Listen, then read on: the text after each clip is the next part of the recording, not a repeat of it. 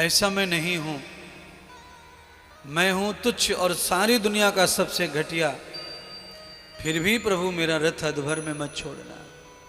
यह है प्रभु को सर्वस्व मानने वाली कथा, यानी कि वाक्य भजन।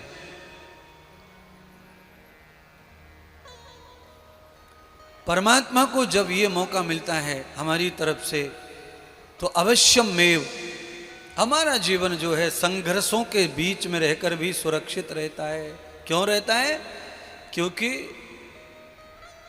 प्रहलाद की जो कथा है वह उसका प्रमाण देती है, प्रत्यक्ष करती है। भागवत में प्रहलाद को गरम कढ़ाई में डाल दिया गया था।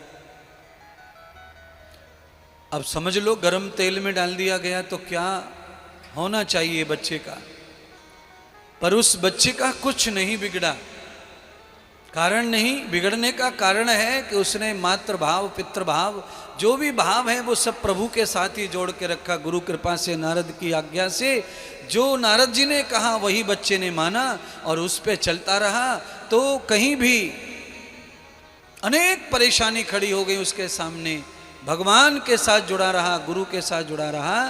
सारा संघर्ष उसके जीवन में आया, पर वो निश्चिंत, स्वस्थ, मस्त, आनंदित, कल्याण करने वाला बालक बन गया। समाज का कल्याण, कुल का कल्याण, परिवार का कल्याण, सबका कल्याण उसकी जिम्मेदारी, सबका कल्याण कर दिया। ऐसे ही प्रभु के विश्वास पर जो व्यक्ति जीता है वो सबके कल्याण में अपना सहभाग निभाता है।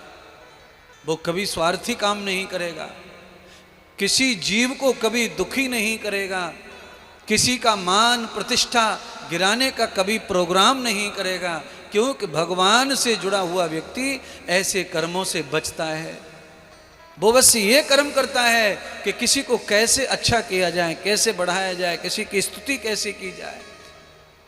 पर कुछ लोग कैसे हैं, कई रूप हैं उनके, पर भगवान सब रूपों को जानते हैं। उनको सब डीएनए मालूम रहता है कि इसका मखोटा किस चीज का पहना हुआ है और अंदर क्या चल रहा है।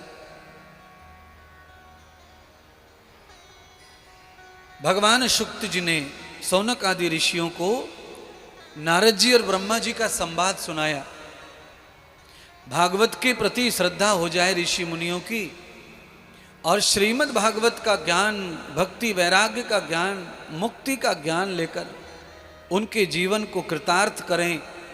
ऋषि मुनि भी उस समय दर दर भटक रहे थे ज्ञान वैराग्य के लिए। बंधुओं, अगर किसी आदमी को सचमुच में ज्ञान हो जाए तो ये जो संसार है इसी में सार उसे दिखाई देने लग जाता है। जब तक व्यक्ति को ज्ञान नहीं है तब तक संसार में सार उसे दिखाई देने वाला नहीं है। और ज्ञान बोले तो वकीलात का ज्ञान नहीं, कलेक्टरी का ज्ञान नहीं, नेता नगरी का ज्ञान नहीं, वैज्ञानिक ज्ञान नहीं, आत्मज्ञान, परमात्मा का ज्ञान जो है, आत्मा में ज्ञान जो है प्रकट हो जाए, उस व्यक्ति को संसार में सार नजर आएगा, सब जगह सार नजर आएगा। और जिसकी आत्मा में ज्ञान नहीं है उसको ये संसार में सार नहीं आ सकता कहीं। वो जहां जाएगा वहां संसार में निसार होकर फंसेगा।